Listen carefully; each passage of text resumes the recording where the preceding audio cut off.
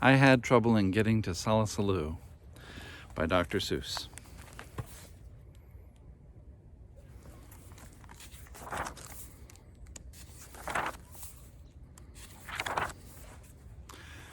I was real happy and carefree and young, and I lived in a place called the Valley of Vung.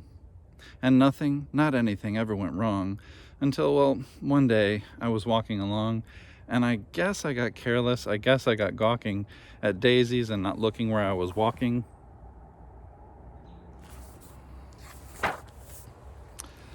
And that's how it started. Sock! And oh, what a shock!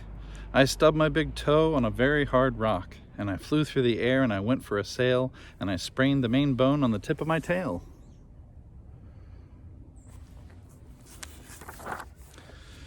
Now, I never heard of troubles before, so I said to myself, I don't want any more. If I watch out for rocks with my eyes straight ahead, I'll keep out of trouble forever, I said.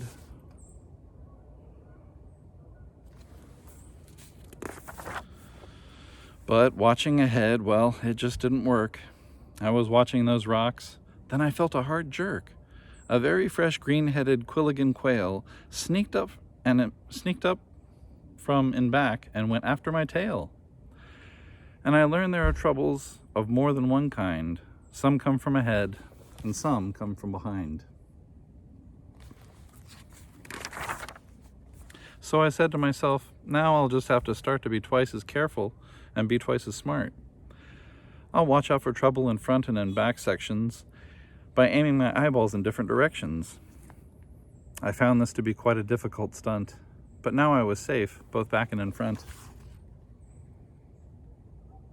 Look at those eyes.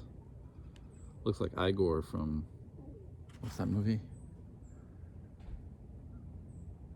Young Frankenstein. Then new troubles came from above and below, a scritz at my neck and a skrink in my toe, and now I was really in trouble, you know. The rocks and the quail and the scritz and the skrink. I had so many troubles I just couldn't think.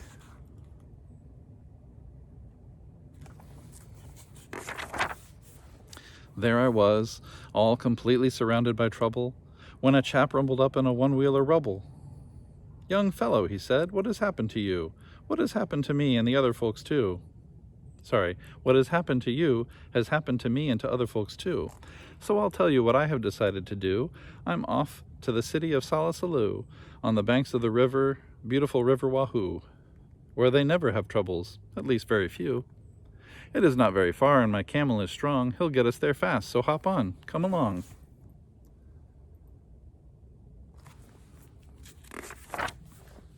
I jumped up behind him. Then all through that day, the wubble wubbed on in a wubblesome way. The road got more bumpy, more rocky, more tricky. By midnight, I tell you, my stomach felt icky. And so I said, Mister, please, when do we get to that wonderful town? Aren't we almost there yet? Young fellow, he told me, don't start into stew. At sunrise, we'll drive into Solla Sollew, and you'll have no more troubles. I promise. I do.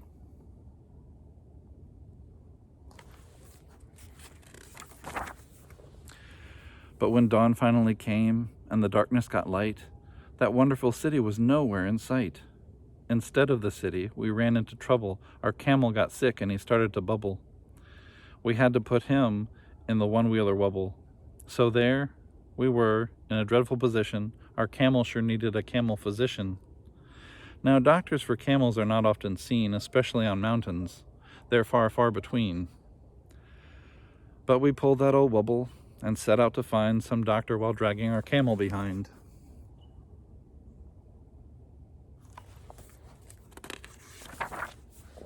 I pulled, and pulled. Then the next thing I knew, I was pulling the camel and wubble chap too. Now, really, I thought, this is rather unfair. But he said, don't you stew. I am doing my share. This is called teamwork. I furnish the brains, you furnish the muscles, the aches and the pains. I'll pick the best roads, tell you just where to go, and we'll find a good doctor more quickly, you know. Then he sat, and he worked with his brain and his tongue, and he bossed me around just because I was young. He got me to go left, he told me to go right, and that's what he told me all day and all night.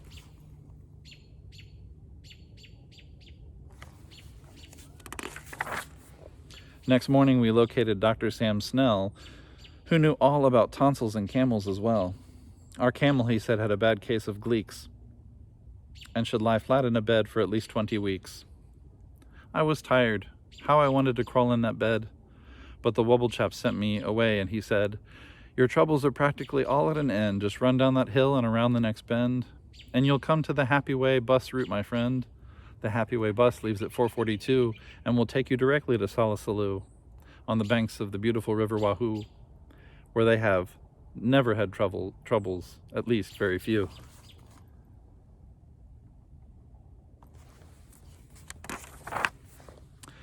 Well, the bus stop was there, and that part was just fine, but tacked on a stick was a very small sign saying, "Notice to passengers using our line, we're sorry to say that our driver Butch Myers ran over 4 nails and has punctured all tires. So until further notice, the 442 cannot possibly take you to Solla Sollew. But I wish you a most pleasant journey by feet. Signed, Bus Line President Horace P. Sweet." So I went on by feet, thanks to Horace P. Sweet, and that Horace P. Sweet almost ruined my feet.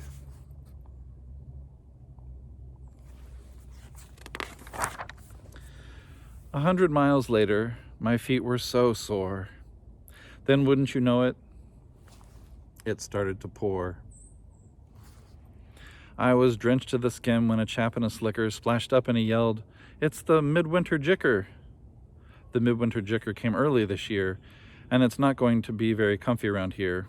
Any fool would get out, so I have packed up my things and I'm off to my granddaddy's out in Palm Springs. "Take cover," he yelled. "Use my house if you wish." Then the chap in the slicker splashed off like a fish. I ran in the house and I fell in a heap. I needed my rest, but I just couldn't sleep.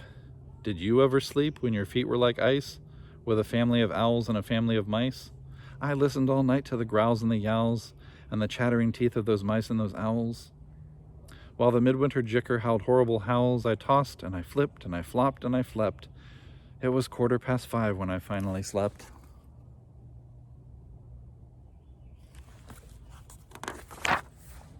Then I dreamed I was sleeping on billowy billows of soft silk and satin marshmallow stuffed pillows.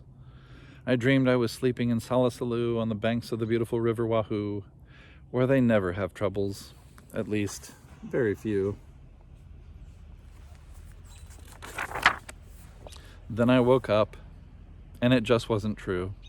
I was crashing downhill in a flubulous flood, with suds in my eyes and my mouth full of mud, and my nose full of water and my ears full of shrieks of the owls flying off with the mice in their beaks. And I said to myself, no, I really don't see why troubles like this have to happen to me.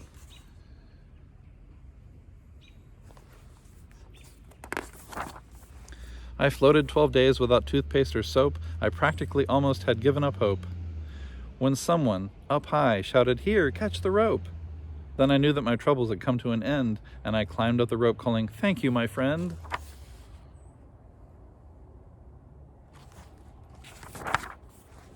I got to the top, but it wasn't a friend, and I saw that my troubles were not at an end. A big man on a horse scared me out of my wits. He bellowed, "I'm General Genghis Khan Schmitz.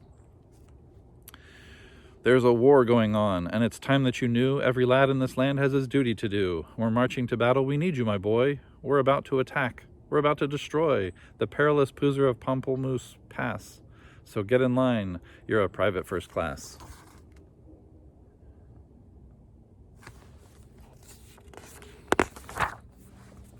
He gave me a shooter and one little bean, which was not very much, if you see what I mean. Then he yelled, "Get that Poozer, attack without fear. The glorious moment of victory is near." And the glorious general led the advance with a glorious swish of his sword and his lance, and a glorious clank of his tin-plated pants.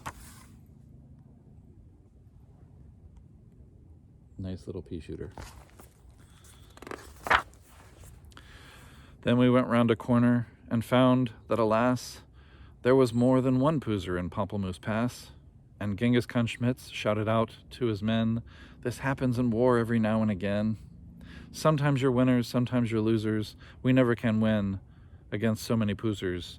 And so I suggest that it's time to retreat, and the army raced off on its tin-plated feet,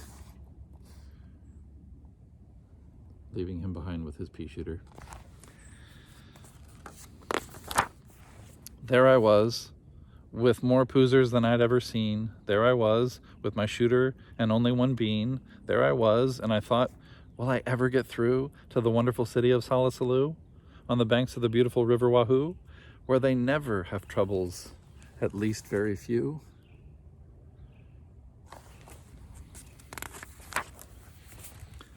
I had terrible trouble in staying alive. Then I saw an old pipe that said vent number 5. I didn't have time to find out what that meant, but the vent had a hole, and the hole's where I went.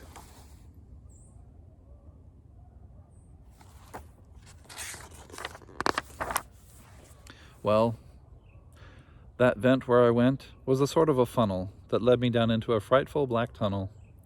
The traffic down there was a mess, I must say, with billions of birds going all the wrong way.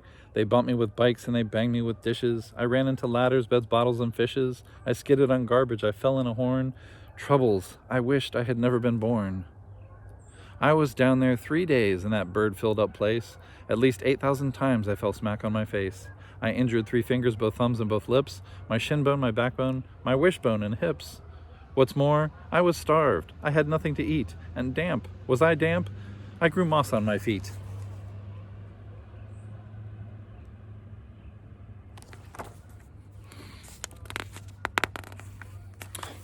It's the fish from The Cat in the Hat comes back. Then, just when I thought I could stand it no more, by chance, I discovered a tiny trapdoor. I popped my head out. The great sky was sky blue, and I knew from the flowers I'd finally come through to the banks of the beautiful river Wahoo. I couldn't be far now from Solla Sollew.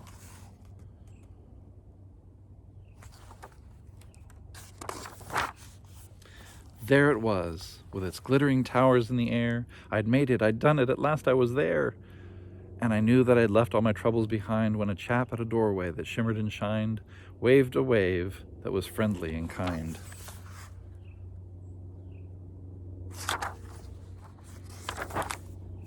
Welcome, he said as he gave me his hand. Welcome, my son, to this beautiful land. Welcome to sweet sunny Solla Sollew, where we never have troubles, at least very few. As a matter of fact, we have only just one. Imagine, just one little trouble, my son. And this one little trouble, as you will now see, is this one little trouble I have with this key.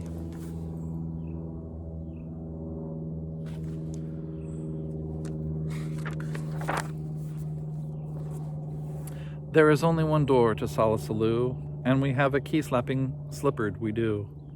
This troublesome slippered moved into my door 2 weeks ago Tuesday at 3:45.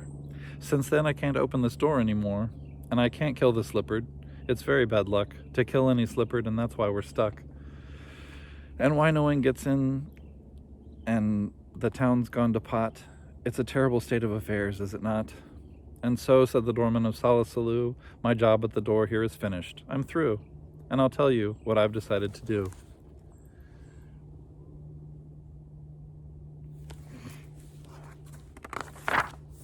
I'm leaving, he said, leaving Solla Sollew on the banks of the beautiful river Wahoo, where we never have troubles, at least very few. And I'm off to the city of Bula Bubal, on the banks of the beautiful river Woowal, where we never have troubles, no troubles at all. Come on along with me, he said as he ran, and you'll never have any more troubles, young man.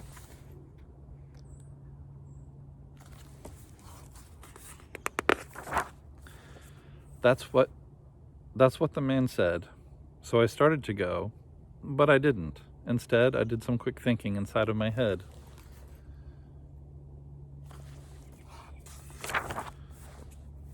Then I started back home to the valley of Vung. I know I'll have troubles. I'll maybe get stung. I'll always have troubles. I'll maybe get bit by the great-headed quail on the place where I sit.